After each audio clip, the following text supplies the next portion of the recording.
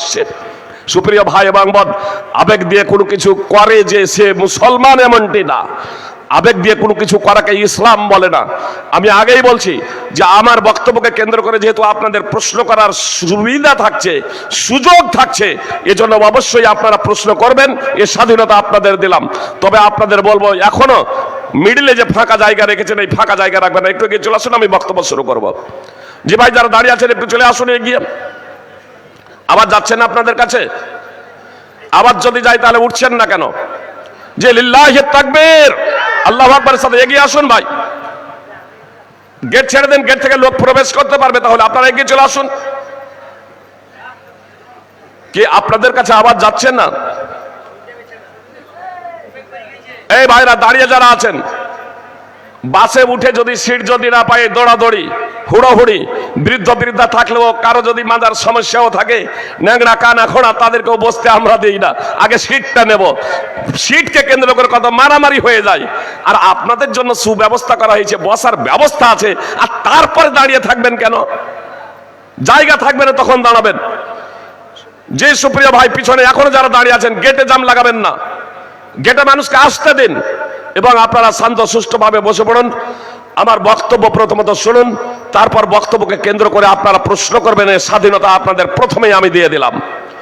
তবে 1.5 ঘন্টা যখন হবে, জি হয়তো কয়েক 5 মিনিট হয়ে গেল, এখন যখন 40 মিনিট যখন হবে তখন আমাকে বলবেন যে ফাইজি সাহেব এবার আমরা প্রশ্ন করব, আমি বক্তব্য স্টপ করে দেব। বিশ্বে মুসলিম বিপন্ন, মুসলিম জাতি বিশ্বে বিপন্ন, তা থেকে উত্তরণের পথ। আজ বিশ্বে মুসলিম জাতি নানা সমস্যায় জর্জরিত, তা থেকে উত্তরণের পথ, মুক্তির উপায়। চায়ের দোকানে নানা জনে নানা কথা বলবে, এটা স্বাভাবিক। চায়ের দোকানে নানা জনে নানা কথা বলবে, এটা স্বাভাবিক। আমরাও অনেক সময় ফতোয়া জিজ্ঞেস করি, যে যারা ফতোয়া জানে না, ইসলাম যারা জানে না তাদের। আজকে আমার আলোচনা ইসলাম বিপন্ন, ইসলাম বিপন্ন। এই ইসলাম বিপন্নের অনেকগুলো কারণ আছে। তার মধ্যে একটা কারণ হচ্ছে আল গুলু ফিদ্দিন, ধর্মের মধ্যে বাড়াবাড়ি। ধর্মের মধ্যে বাড়াবাড়ি, এটা হচ্ছে গুলু ফিদ্দিন। এজন্য আল্লাহ তাআলা ইহুদি খ্রিস্টানরা যে ধ্বংস হয়ে গিয়েছিল, ইহুদি খ্রিস্টানদেরকে সম্বোধন করে আল্লাহ তাআলা পবিত্র কোরআনে বলছেন, ইয়া আহলাল কিতাবি লা তাগলু ফি দীনিকুম, হি আহলি কিতাব, তোমরা আল্লাহর দ্বীনে বাড়াবাড়ি করো না। আর মুহাম্মদ সাল্লাল্লাহু আলাইহি সাল্লাম বলেছেন, ইয়াকুম আল গুলুয়া ফিদ্দিন, ইয়াকুম আল গুলু ফাইন্নাহু আহলাকা মান কানা ক্বাবলাকুম আল গুলু ফিদ্দিন। মুহাম্মদ সাল্লাল্লাহু আলাইহি সাল্লাম বলছেন, ইয়াকুম আল গুলু, তোমরা বাড়াবাড়ি করা থেকে বিরত থাকো, তোমরা অতিরঞ্জন করো না, তোমরা অতি বাড়াবাড়ি করো না। যদি অতিরঞ্জন করো না, তোমরা অতি বাড়াবাড়ি করো না, ফাইন্নাহু আহলাকা মান কানা ক্বাবলাকুম, তোমাদের পূর্বে যারা ছিল তাদেরকে ধ্বংস করে দিয়েছে আলা গুলু ফিদ্দিন, ধর্মের মধ্যে বাড়াবাড়ি করা। ধর্মের মধ্যে বাড়াবাড়ি করা, এটা হচ্ছে ধ্বংসের অন্যতম একটা কারণ। আল্লাহ তাআলা পবিত্র কোরআনে নিষেধ করেছেন, মুহাম্মদ সাল্লাল্লাহু আলাইহি সাল্লাম তিনি সতর্ক করে দিয়েছেন, সাবধান, তোমাদের পূর্ববর্তী যারা ধ্বংস হয়ে গেছে, যাদের পতন হয়েছিল, তারা ধর্মের মধ্যে বাড়াবাড়ি করে। সহিহ বুখারী, মুসলিম, আবু দাউদ, তিরমিজি, নাসাইতে আনাস রাদিয়াল্লাহু তাআলা আনহু সূত্রে হাদিস বর্ণিত আছে, একজন বৃদ্ধ লোক সোজা হয়ে চলতে পারে না। একজন বৃদ্ধ লোক সোজা হয়ে চলতে পারে না, আর তার ছেলেদের ঘাড়ে হাত রেখে ছেঁচড়াচ্ছে, চলতে পারে না। মুহাম্মদ সাল্লাল্লাহু আলাইহি সাল্লাম বললেন, তাকে সাওয়ার করাও। যানবাহন থাকতে এত কষ্ট কেন? আল্লাহ এ কষ্ট তোমার দেখতে চায় না, এ থেকে মুক্ত। সহিহ বুখারী, মুসলিম, আবু দাউদ, তিরমিজি, নাসাই বিভিন্ন হাদিস গ্রন্থে হাদিস আছে। আর কুতুবে সিত্তা, সহিহ বুখারী, মুসলিম সহ আবু দাউদ, তিরমিজি, নাসাই, ইবনে মাজাহ বিভিন্ন হাদিস গ্রন্থে হাদিস রয়েছে উকবা বিন আমির আল জুহানি রাদিয়াল্লাহু তাআলা আনহু সূত্রে, যে তার বোন মানত করেছিল, পায়ে হেঁটে কাবা যাবে, পায়ে হেঁটে মক্কা যাবে। ওই ব্যক্তিও মক্কা যাবে, কাবা যাবে পায়ে হেঁটে। এজন্য সে দুই ছেলের ঘাড়ে হাত রেখে ন্যাংড়ে ন্যাংড়ে ছেঁচড়ে আছে, বলছে একে সবার করো, যানবাহনে চাপাও। আর একজন মহিলা, কুতুবে সিত্তার হাদিস, সেই মহিলা নজর মেনেছে, মানত করেছে। মানত যদি কেউ যদি মানে পুণ্যের কাজে, তাহলে মানত পূরণ করা ওয়াজিব। পাপাচারে যদি কেউ যদি মানত যদি না মানে, তাহলে সেই মানতটা পূরণ করা ওয়াজিব। ও হজ, ও কাবা যাবে, মসজিদে হারাম, তো মসজিদে হারামের হজও যেতে পারে, উমরাও যেতে পারে, মসজিদে হারামের জিয়ারত সে করতে পারে। জি, এটা নেকির কাজ, পুণ্যের কাজ। তিনটি মসজিদ নেকির উদ্দেশ্যে সফর করতে হবে, তার মধ্যে একটা হচ্ছে মসজিদে হারাম। তো মসজিদে হারামে যাওয়ার জন্য সে মানত করেছে, বৈধ মানত, সে বৈধ মানত, সে হেঁটে চলেছে, মানত করেছে। মুহাম্মদ সাল্লাল্লাহু আলাইহি সাল্লামকে জিজ্ঞেস করা হলো, মুহাম্মদ সাল্লাল্লাহু আলাইহি সাল্লাম বললেন তাকে যানবাহনে আরোহণ করে যেতে বলো। ওই মহিলাকে এত কষ্ট করে যেতে হবে না, যানবাহনে চেপে যেতে বলো। আর যেহেতু মানত করেছে, তাকে ফিদিয়া দিতে বলো। যানবাহনে চেপে আর ফিদিয়া দিতে বলো। বুখারী মুসলিমের হাদিস, সুপ্রিয় ভাতৃবৃন্দ ভগ্নীগণ, সহিহ বুখারী হাদিস নম্বর 1866, সহিহ মুসলিম হাদিস নম্বর 1644। কি করলেন? হেঁটে যাব বলেছিলেন না বলেননি? মানত করেছেন। আল্লাহ রাসূল সাল্লাল্লাহু আলাইহি ওয়াসাল্লাম বলছেন ওই মানতের কাফফারা দিয়ে দিবে, ফিদিয়া দেবে। মানতের কাফফারা দিবে, ফিদিয়া দেবে। মুসনাদ আহমদ 17793, ওয়াল তুহদি বাদানা, একটা উট ফিদিয়া দেবে। ও মানত মেনেছে, একটা উট ফিদিয়া দেবে। অবশ্য অন্যান্য হাদিসের প্রেক্ষাপটে কাফফারার যে নিয়ম, সেই কাফফারার দেবে। সেখানে আপনার ছাগলও দিতে পারে, ক্ষমতা না থাকলে 3 দিন রোজা রাখবে, সুপ্রিয় ভ্রাতৃবৃন্দ, এবং 10 জন মিসকিনকে খাদ্য প্রদান করবে, বস্ত্র প্রদান করবে। আপনার কাফফারার যে নীতি রয়েছে সূরা মাইদা 5 নম্বর সূরার 90 নম্বর আয়াত তাফসীর সহ দ্রষ্টব্য। তো হাদিসে রাসূল সাল্লাল্লাহু আলাইহি সাল্লাম ওই মহিলাকে বললেন, মুসনাদ আহমদের 17793 নম্বর হাদিসে, যে সে যাতে সওয়ার হয়ে যায়, যানবাহনে চেপে যায়, দিয়া মসজিদ হারাম যায়, ওয়াল তুহদি বাদানা, এবং সে যাতে একটা উট ফিদিয়া দিয়ে দেয়, কাফফারা স্বরূপ একটা উট ফিদিয়া দেয়। কেন? আবেগ দিয়ে কোনো কিছু করার নাম ইসলাম নয়। মুহাম্মদ সাল্লাল্লাহু আলাইহি সাল্লাম হুদাইবিয়ার সন্ধির সময় আলী রাদিয়াল্লাহু তাআলা আনহুকে বললেন, আলী লেখো বিসমিল্লাহির রহমানির রহিম। তো সোহেল বিন আমর বলছে, আমরা রহমানকে জানি না, রহমানকে চিনি না, বিসমিল্লাহির রহমানির রহিম এই বাক্যটা সন্ধিপত্রে লেখা যাবে না। কোরআনে বিসমিল্লাহির রহমানির রহিম আছে না নাই? কোরআনে আছে, হাদিসে আছে। মুশরিকরা বলছে যে বিসমিল্লাহির রহমানির রহিম এটা লেখা যাবে না। হুদাইবিয়ার সন্ধির সময় সাহাবায়ে কেরাম হুদাইবিয়া নামক স্থানে, যে মুসলমানের সংখ্যা ওই জায়গাতে বেশি, মুসলমানরা বলছেন যে না, বিসমিল্লাহির রহমানির রহিম লিখব, বিসমিল্লাহির রহমানির রহিম লিখব। নবী সাল্লাল্লাহু আলাইহি সাল্লাম বললেন, সোহেল বিন আমর মুশরিক রাজা বলেছিল যে বিসমিকা আল্লাহুম্মা লিখতে হবে, বিসমিকা আল্লাহুম্মা লিখতে হবে। মুহাম্মদ সাল্লাল্লাহু আলাইহি সাল্লাম সাহাব নিজে বলেছিলেন বিসমিল্লাহির রহমানির রহিম লিখতে হবে। সাহাবায়ে কেরাম বললেন বিসমিল্লাহির রহমানির রহিম লিখতে হবে। মুশরিক সোহেল বিন আমর তারা যেহেতু বলছে যে যদি বিসমিল্লাহির রহমানির রহিম লেখেন তাহলে সন্দেহ হবে না, লিখতে হবে বিসমিকা আল্লাহুম্মা।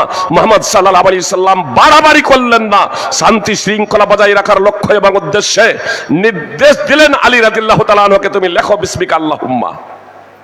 যেহেতু এখানে শিরকের কোনো গন্ধ নেই, বিদাতের কোনো ছোঁয়া নেই, ইসলামের কোনো বিয়োজন নেই, বিসমিকা আল্লাহুম্মার অর্থ হচ্ছে হে আল্লাহ তোমার নাম দিয়ে আরম্ভ করিতেছি। যদি এ বাক্যতেই যদি লেখা হয় তাহলে সমস্যা কোনো কিছু নেই, আল্লাহর নাম দিয়েই তো আরম্ভ করা হচ্ছে। শান্তি শৃঙ্খলা বজায় রাখার লক্ষ্য এবং উদ্দেশ্যে মুহাম্মদ সাল্লাল্লাহু আলাইহি সাল্লাম জিদ করলেন না যে না, বিসমিল্লাহির রহমানির রহিম লিখতে হবে। মুহাম্মদ সাল্লাল্লাহু আলাইহি সাল্লাম আলীকে বলছেন লেখো সন্ধিপত্রে মুহাম্মাদুর রাসূলুল্লাহ, মুহাম্মাদুর রাসূলুল্লাহ লেখো। মুহাম্মদ সাল্লাল্লাহু আলাইহি সাল্লাম মুহাম্মাদুর রাসূলুল্লাহ লিখতে বলেছেন।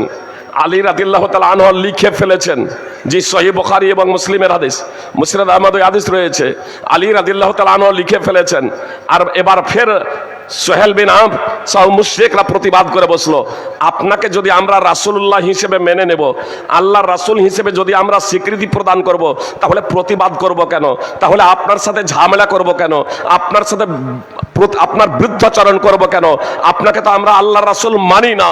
অতএব রাসূলুল্লাহ এই বাক্যটা লেখা যাবে না, লিখতে হবে মুহাম্মদ বিন আব্দুল্লাহ। মুহাম্মদ সাল্লাল্লাহু আলাইহি সাল্লাম এই বাক্যই লিখতে বললেন। আলী রাদিয়াল্লাহু তাআলা আনহু বলছেন, আলী রাসূলুল্লাহ মিটিয়ে দাও। ও ভাই রাসূলুল্লাহ, এই রাসূলুল্লাহ বাক্যটা মিটিয়ে দাও। জি মুহাম্মদ রাসূলুল্লাহ, এটা তো বলতেন আমহু রাসূলুল্লাহ, আর না হলে যদি এর মিটাও উমহু রাসূলুল্লাহ, রাসূলুল্লাহ বাক্যটা মিটিয়ে দাও। আলী রাদিয়াল্লাহু তাআলা আনহু বলছেন, আল্লাহর কসম করে বলছি, আল্লাহ রাসূল এই রাসূলুল্লাহ বাক্যটা আমি মিটাতে পারবো না। রাসূলুল্লাহ বাক্যটা আমার দ্বারা মেটানো সম্ভব নয়। আল্লাহ রাসূল সাল্লাল্লাহু আলাইহি সাল্লাম, আল্লাহ রাসূল বলছেন আলী মিটিয়ে দাও। তো রাসূল সাল্লাল্লাহু আলাইহি সাল্লামকে আলী জবাব দিচ্ছেন, আল্লাহর কসম করে বলছি এই বাক্যটা আমার দ্বারা মেটানো সম্ভব নয়। মুহাম্মদ সাল্লাল্লাহু আলাইহি সাল্লাম বলছেন, ফারিনি, বাক্যটা আছে কোথায়? বাক্যটা আছে কোথায় আমাকে একটু দেখিয়ে দাও। ফারিনি। মুহাম্মদ সাল্লাল্লাহু আলাইহি সাল্লামের নবী হওয়াকে কতদিন হয়েছে জানেন? 18 বছর অতিক্রান্ত হয়েছে। 19 বছরে পদার্পণ করেছেন। মুহাম্মদ সাল্লাল্লাহু আলাইহি সাল্লামের নবী হওয়াকে 18 বছর অতিবাহিত হয়ে গেছে। 19 বছর রানিং, এই 19 বছর রানিং মুহাম্মদ সাল্লাল্লাহু আলাইহি সাল্লামের নবী হওয়াকে হয়েছে। কোরআনের অনেক সূরা অবতীর্ণ হয়ে গেছে। সুপ্রিয় ভ্রাতৃবৃন্দ ভগ্নীগণ, অনেক কোরআনের সূরা অবতীর্ণ হয়ে গেছে।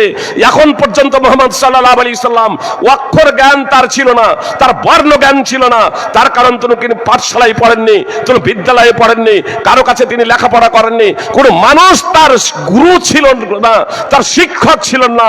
স্বয়ং আল্লাহ তাআলা জিবরিল আলাইহিস সালাম মারফতে প্রশিক্ষণ দিয়েছিলেন। আর মুহাম্মদ সাল্লাল্লাহু আলাইহি সাল্লামের মুখ থেকে পবিত্র কোরআন উচ্চারিত হচ্ছে, যা আল্লাহ তাআলার বাণী। আর মুহাম্মদ সাল্লাল্লাহু আলাইহি সাল্লামের হাদিস, তো এটা স্বয়ং আল্লাহ তাআলার ভাবার্থ। এজন্য বিজ্ঞানীরা আজকে কোনো কথা বলছে, কালকে পরিবর্তন হয়ে যাচ্ছে। কালকে কিছু বলেছেন, আজকে পরিবর্তন হয়ে যাচ্ছে। এইভাবে পরিবর্তন হতে যাচ্ছে। 14 শতাব্দী অতিক্রান্ত হয়ে গিয়েছে, মুহাম্মদ সাল্লাল্লাহু আলাইহি সাল্লামের কথা পরিবর্তন হয় নাই, মুহাম্মদ সাল্লাল্লাহু আলাইহি সাল্লামের বাণী পরিবর্তন হয় নাই। তার কারণ সেটা হচ্ছে স্বয়ং আল্লাহ তাআলার পক্ষ থেকে কোরআন 1400 বছর আগে যা ঘোষণা করেছে, আজকে বিজ্ঞান আস্তে আস্তে সেগুলোকে সমর্থন করে চলেছে। আর এর জন্য ওয়া মুসলিমরা, অনেক বিজ্ঞানী, তারাও আপনার কালেমায়ে শাহাদাত পাঠ করে মুসলমান হয়ে যাচ্ছেন।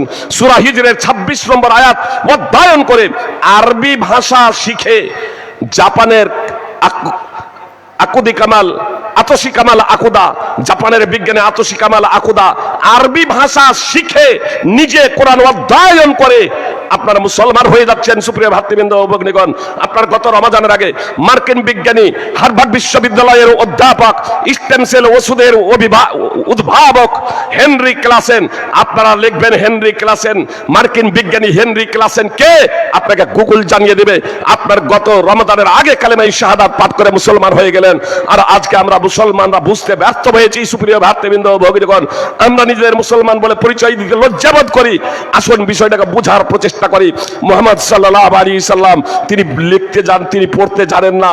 তার সামনে লেখা আছে রাসূলুল্লাহ বাক্যটা, তবুও তিনি দেখতে পাচ্ছেন না।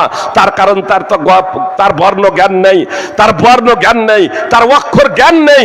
এজন্য তিনি দেখতে পাচ্ছেন না।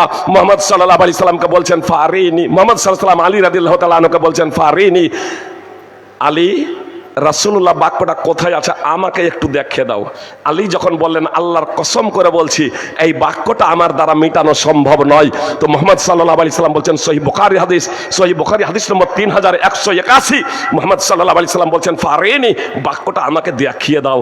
আলী রাদিয়াল্লাহু তাআলা আনহু দেখিয়ে দিলেন। আর মুহাম্মদ সাল্লাল্লাহু আলাইহি সাল্লাম হাত দিয়ে মিটিয়ে দিলেন। সুপ্রিয় ভ্রাতৃবৃন্দ ভগ্নীগণ, মুহাম্মদ সাল্লাল্লাহু আলাইহি সাল্লাম কি মিটিয়ে দিলেন? রাসূলুল্লাহ বাক্যটা মিটিয়ে দিলেন।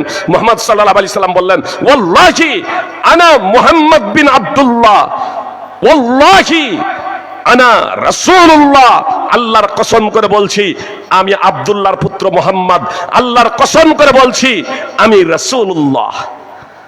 আমি রাসূলুল্লাহ শান্তি শৃঙ্খলা বজায় রাখার লক্ষ্য এবং উদ্দেশ্যে যে সন্ধিপত্রে লেখা হোক আর না হোক, সন্ধিপত্রে লেখা হোক আর না হোক, মুহাম্মদ সাল্লাল্লাহু আলাইহি সাল্লাম আল্লাহর রাসূল না আল্লাহর রাসূল না? সন্ধিপত্রে লিখলেই রাসূলুল্লাহ হবেন? প্ল্যাকার্ডে আপনার আই লাভ মোহাম্মদ লিখলেই মোহাম্মদ সাল্লাল্লাহু আলাইহি সাল্লামকে ভালোবাসা হবে? জি কখনো না। আপনার লক্ষ লক্ষ মুসলমান বলেন আই লাভ মোহাম্মদ, মোহাম্মদ তারা মুসলমান, তারা ইমানদার। আব্দুল্লাহ বিন হিশাম রাদিয়াল্লাহু তাআলা আনহু সূত্রে বর্ণিত, তিনি বলছেন একদা রাসূল সাল্লাল্লাহু আলাইহি সাল্লামের সাথে আমরা ছিলাম, আল্লাহ রাসূল সাল্লাল্লাহু আলাইহি সাল্লাম ওমর বিন খাত্তাবের হাত ধরে হাঁটছেন। তখন ওমর রাদিয়াল্লাহু তাআলা আনহু বলছেন, আল্লাহ রাসূল আপনাকে আমি সব থেকে ভালোবাসি, শুধু ভালোবাসি না সব থেকে ভালোবাসি, জি সব থেকে ভালোবাসি, তবে আমার এই জান থেকে না, আমার এই সত্তা থেকে না। মুহাম্মদ সাল্লাল্লাহু আলাইহি সাল্লাম বললেন, ওমর না, আল্লাহর কসম করে বলছি যতক্ষণ না আমি তোমার নিকটে তোমার নিজের জান থেকে অধিক প্রিয় হব, হাত্তা আকুনা আহাব্বা ইলাইকা মিন নাফসিক, তোমার নিকটে আমি তোমার নিজের জীবন থেকে অধিক প্রিয় যতক্ষণ না হব, ততক্ষণ পর্যন্ত তুমি খাঁটি মুসলমান হতে পারবে না, পূর্ণাঙ্গ ইমানদার হতে পারবে না। তখন ওমর রাদিয়াল্লাহু তাআলা আনহু বলছেন, আল্লাহর কসম করে বলছি আল্লাহ রাসূল, এখন আপনি আমার নিকটে আমার জান থেকে জীবন থেকে অধিক প্রিয়। তখন মুহাম্মদ সাল্লাল্লাহু আলাইহি সাল্লাম বললেন, আলান ইয়া উমর, হে উমর। এতক্ষণে সহিহ বুখারী হাদিস নম্বর 6632। সুপ্রিয় ভাই এবং বোন, তো মুহাম্মদ সাল্লাল্লাহু আলাইহি সাল্লামকে শুধু নিজের জীবন শুধু ভালোই বাঁচতে হবে এমনটি না, নিজের জীবন থেকেও বেশি ভালোবাসতে হবে। নামাজই পড়ে না, বলছে আই লাভ মুহাম্মদ, র্যালি করে, মিটিং করে, মিছিল করে। সুপ্রিয় ভ্রাতৃবৃন্দ ভগিনীগণ, মসজিদ নির্মাণ করা অবশ্যই পুণ্যের কাজ, মসজিদ নির্মাণ করবেন। আপনারা দেখলেন মুহাম্মদ সাল্লাল্লাহু আলাইহি সাল্লাম রাসূলুল্লাহ বাক্যটাও কেটে দিয়েছেন, বাক্যটাও মিটিয়ে দিলেন মুশরিকদের প্রতিবাদের কারণে, অমুসলমানদের প্রতিবাদের কারণে, শান্তি শৃঙ্খলা বজায় রাখার লক্ষ্য এবং উদ্দেশ্যে।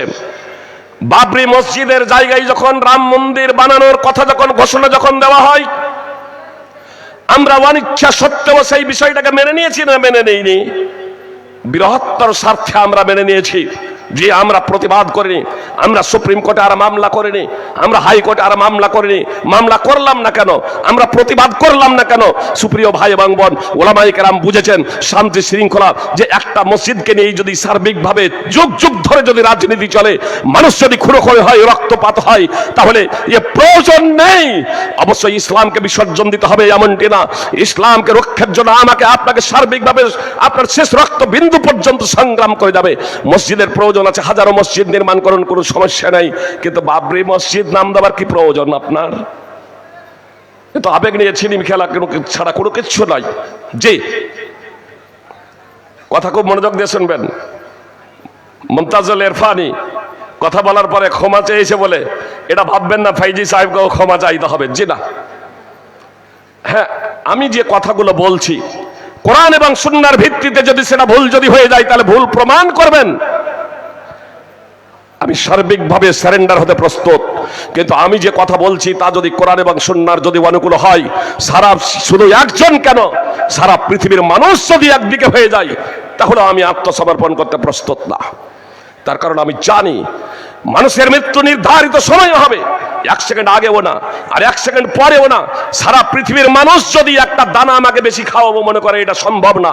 আর সারা পৃথিবীর মানুষ যদি আমার বিন্দু মাত্র ক্ষতি করবো মনে করে, এমন ক্ষতি যা আমার মুকদ্দারে লেখা নাই, যা আমার ললাটে লেখা নাই, যা আমার কপালে লেখা নাই, তবে আমার দৃঢ় বিশ্বাস সারা পৃথিবীর মানুষ মিলেও এটা পারবে না। এ কথা মুহাম্মদ সাল্লাল্লাহু আলাইহি সাল্লাম দ্ব্যর্থহীনভাবে ঘোষণা করে দিয়েছেন। সুনানে তিরমিজি হাদিস নম্বর 2516। রুফিয়াতিল আকলাম ওয়া সাফফাতিস সুহুফ, কলম উঠিয়ে নেওয়া হয়েছে, কলম উঠিয়ে নেওয়া হয়েছে, পাণ্ডুলিপি শুকিয়ে গেছে, কলম উঠিয়ে নেওয়া হয়েছে, পাণ্ডুলিপি শুকিয়ে গিয়েছে। সুপ্রিয় ভ্রাতৃবৃন্দ ভগ্নীগণ, মুসলিম জাতি আজ বিপন্ন কেন, মুসলিম জাতি আজ বিপর্যয়ের মুখে কেন, এই বিষয়টা আগে একটু বুঝার প্রচেষ্টা করি, তারপর আগে বাড়ি। আল্লাহ তাআলা বলছেন, ফালইয়াহদারিল্লাযীনা ইউখালিফুনা আন আমরিহি আন তুসিবাহুম ফিতনাতুন আও ইউসিবাহুম আযাবুন আলীম। তাদের ভয় করা উচিত যারা রাসূল সাল্লাল্লাহু আলাইহি সাল্লামের নির্দেশের বিরুদ্ধাচরণ করে, যে তাদের উপর বিপর্যয় নেমে আসবে কিংবা লাঞ্ছনদায়ক শাস্তি তাদের উপর আবর্তিত হবে। সূরা নূর 24 নম্বর সূরার 63 নম্বর আয়াতের শেষাংশ আল্লাহ তাআলা স্পষ্টভাবে বললেন, যারা রাসূল সাল্লাল্লাহু আলাইহি সাল্লামের বিরুদ্ধাচরণ করবে তাদের ভয় করা উচিত যে তাদের উপর বিপর্যয় নেমে আসবে কিংবা তাদের উপর লাঞ্ছনাদায়ক শাস্তি আবর্তিত হবে। সুপ্রিয় ভ্রাতৃবৃন্দ ও ভগ্নীগণ, আসুন, আমরা কি মুহাম্মদ সাল্লাল্লাহু আলাইহি সাল্লামের বিরুদ্ধাচরণ করেছি? যে আমরা কি মুহাম্মদ সাল্লাল্লাহু আলাইহি সাল্লামের বিরুদ্ধাচরণ করেছি? অনেকেই বলছেন বিরুদ্ধাচরণ করেনি। আসুন দেখি যে মুহাম্মদ সাল্লাল্লাহু আলাইহি সাল্লামের শুধু বিরুদ্ধাচরণ করেছি তাই নয়, স্বয়ং আল্লাহ তাআলার আমরা বিরুদ্ধাচরণ করেছি। আমরা মুসলমান, আজ নিজেদের মুসলমান বলে দাবি করছি, কিন্তু আমরা আল্লাহ তাআলার অনেক নির্দেশকে আমরা বাস্তবায়ন করি নাই। আসুন দেখি মুহাম্মদ সাল্লাল্লাহু আলাইহি সাল্লামের নির্দেশকে, মুহাম্মদ সাল্লাল্লাহু আলাইহি সাল্লামের নির্দেশকে হালকাভাবে নেওয়ার পরিণতি কি হয়েছিল। উহুদের যুদ্ধে মুহাম্মদ সাল্লাল্লাহু আলাইহি সাল্লাম আব্দুল্লাহ বিন জুবাইর রাদিয়াল্লাহু তাআলা আনহুর নেতৃত্বে উহুদ পাহাড়ের চূড়ায় 50 জন সাহাবীকে পাঠিয়ে দিলেন এই বার্তা দিয়ে, সহিহ বুখারীর হাদিস, যদি আমাদেরকে পাখিদের ছো মেরে নিয়ে যায় তাহলেও আমাদের সঙ্গ দেবে না। আর মুসনাদ আহমদের হাদিস, যদি আমাদেরকে হত্যা করা হয়, কেটে ফেলা, আমাদেরকে হত্যা করা হয়, মার্ডার করা হয়, তাহলে আমাদের সাহায্য সহায়তার জন্য এগিয়ে আসবে না ততক্ষণ পর্যন্ত যতক্ষণ না তোমাদের কাছে দ্বিতীয় বার্তা যাবে। আর যদি দেখো যে আমরা শত্রুদের পর্যদস্ত করেছি, শত্রুদেরকে পদদলিত করেছি, পরাজিত করেছি, তারা যুদ্ধের ময়দান ছেড়ে পালাচ্ছেন, তাদের ছেড়ে যাওয়া গনিমতের মাল আমরা সংগ্রহ করছি, তাহলেও তোমরা সঙ্গ দেবে না গনিমতের মাল সংগ্রহ করার জন্য ততক্ষণ পর্যন্ত যতক্ষণ না তোমাদের কাছে দ্বিতীয় বার্তা যাবে। অর্থাৎ মুহাম্মদ সাল্লাল্লাহু আলাইহি সাল্লাম এই কথা দায়িত্বহীনভাবে তাদের ঘোষণা করলেন, সর্ব অবস্থায় জয় পরাজয় উভয় অবস্থাতে তোমরা পাহাড়ের চূড়াতেই থাকবে, দ্বিতীয় বার্তা না যাওয়া পর্যন্ত পাহাড়ের চূড়া থেকে নামবে না। উহুদ যুদ্ধের প্রারম্ভেই ইসলামের জয় জয়কার, ইসলামের জয় জয়কার। মুশরিকরা যুদ্ধের ময়দান ছেড়ে পালাচ্ছে, তাদের ছেড়ে যাওয়া গনিমতের মাল সাহাবায়ে কেরাম সংগ্রহ করছেন। পাহাড়ের চূড়ায় যারা ছিলেন তারা এবার আপসে বলাবলি করছেন, আর কিসের অপেক্ষা, এখন আমরা যাই, আমরাও গনিমতের মাল সংগ্রহ করি। যিনি আমির ছিলেন, যিনি নেতা ছিলেন, তিনি স্মরণ করিয়ে দিলেন মুহাম্মদ সাল্লাল্লাহু আলাইহি সাল্লামের ওয়ামিয়া মুখনিসৃত বাণী, আনাসিতুম মা ক্বালা লাকুম রাসূলুল্লাহ সাল্লাল্লাহু আলাইহি সাল্লাম, তোমরা কি ভুলে গিয়েছো রাসূল সাল্লাল্লাহু আলাইহি সাল্লামের ওয়ামিয়া মুখনিসৃত বাণী। মুহাম্মদ সাল্লাল্লাহু আলাইহি সাল্লামের এই বাণী স্মরণ করিয়ে দেওয়া সত্ত্বেও পাহাড়ের চূড়া থেকে সিংহভাগ সাহাবী নেমে গিয়েছিলেন। পরিণতি কি হয়েছিল আপনাদের সকলেরই জানা। জয় যুদ্ধ বিজয়ের রূপ ধারণ করেছিল সাময়িকভাবে, 70 জন সাহাবী শহীদ হয়ে গিয়েছিলেন, স্বয়ং মুহাম্মদ সাল্লাল্লাহু আলাইহি সাল্লাম আহত হয়েছিলেন, মুহাম্মদ সাল্লাল্লাহু আলাইহি সাল্লামের পবিত্র দাঁত ভেঙে গিয়েছিল। সুপ্রিয় ভাই এবং বোন, সহিহ বুখারী হাদিস নম্বর 3039 এবং 4043, মুসনাদ আহমদ হাদিস নম্বর 2609। এই প্রেক্ষাপটে আল্লাহ তাআলা পবিত্র কোরআন আয়াত অবতীর্ণ করলেন, ওয়ালা তাহিনু ওয়ালা তাহজানু আনতুমুল আ'লাউনা ইন কুনতুম মুমিনিন, তোমরা হীন মনোবল হয়েও না, তোমরা সাহস হারা হয়ে যেও না, তোমরা দুঃখিত হয়েও না, তোমরাই বিজয়ী হবে, তোমরাই জয়ী হবে যদি তোমরা ঈমানদার হও। সূরা আলে ইমরান 3 নম্বর সূরার 139 নম্বর আয়াত। সাহাবায়ে কেরাম ঈমানদার ছিলেন না? ঈমানদার তো, তারপরেও এই কথা কেন বললেন যে তোমরা যদি ঈমানদার হও তোমরাই বিজয় হবে, তোমরা যদি ঈমানদার হও তোমরাই জয় হবে? কি করেছিলেন? মুহাম্মদ সাল্লাল্লাহু আলাইহি সাল্লামকে রাসূল হিসেবে মানবেন না এমনটি তাদের কথা তো ছিল না, রাসূল হিসেবে মানেননি এমনটিও নয়। মুহাম্মদ সাল্লাল্লাহু আলাইহি সাল্লামের একটা নির্দেশকে হালকাভাবে নেওয়ার পরিণতি কি হয়েছিল যে মুহাম্মদ সাল্লাল্লাহু আলাইহি সাল্লামের একটা নির্দেশকে হালকাভাবে নেওয়ার পরিণতি হলো বিজয়ী যুদ্ধ পরাজয়ের রূপ ধারণ করলো। আজকে আমরা আল্লাহ তাআলার হাজার হাজার নির্দেশকেও বাস্তবায়ন করি না, স্বয়ং মুহাম্মদ সাল্লাল্লাহু আলাইহি সাল্লামের নির্দেশকে বাস্তবায়ন করি না, মুসলিম জাতি বিপন্নের সম্মুখীন হবে না, মুসলিম জাতির উপরে বিপর্যয় নেমে আসবে না। মুহাম্মদ সাল্লাল্লাহু আলাইহি সাল্লাম বলেছেন, ওয়ালাম ইয়ানকুদু আহদাল্লাহি ওয়া আহদা রাসূলিহি ইল্লা সাল্লাল্লাহু আলাইহি ওয়া মিন গায়রিহিম ফাআখাযু বাযা মা ফি আইদিহিম ওয়া মা লাম তাহকুম আইম্মাতুহুম বিকিতাবিল্লাহি ওয়া ইয়াতাখায়্যারু মিম্মা আনজালাল্লাহু ইল্লা জাআলাল্লাহু বাসাহুম বাইনাহুম। সুনানে ইবনে মাজাহ হাদিস নম্বর 4019।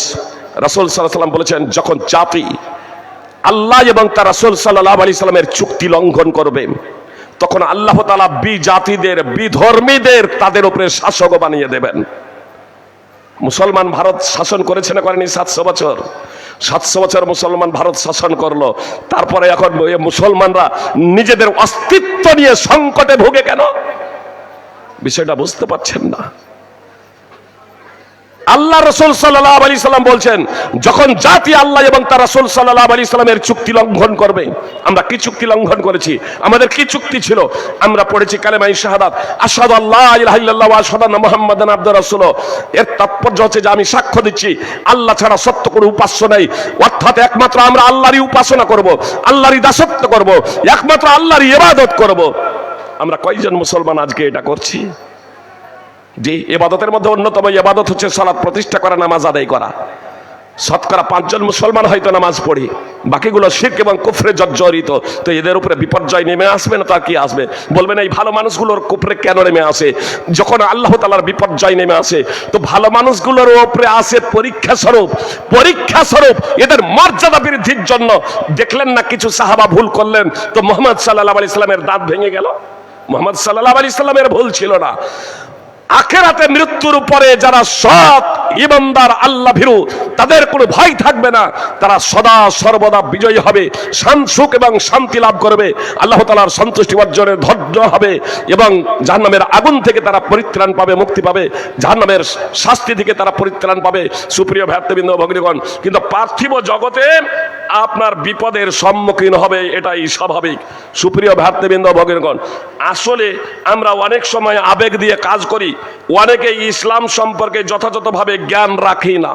এর অন্যতম কারণ হলো একটা, যেমন ছিল ধর্মের মধ্যে বাড়াবাড়ি। তো ধর্মের মধ্যে বাড়াবাড়ি এক আমরা দেখলাম, আর একটা হচ্ছে সব থেকে যেটা বড় বিপজ্জনক, তা হচ্ছে আল জাহালাত, অজ্ঞতা। ইসলামের সঠিক জ্ঞান না থাকার কারণে আজকে আমরা নানা সমস্যার সম্মুখীন। পার্থিব বিষয়ে আমাদের জ্ঞান আছে। সুপ্রিয় ভ্রাতৃবৃন্দ, কথা একটু মনোযোগ দিয়ে, ভ্রাতৃবৃন্দ ভগ্নীগণ কথা একটু মনোযোগ দিয়ে শুনবেন।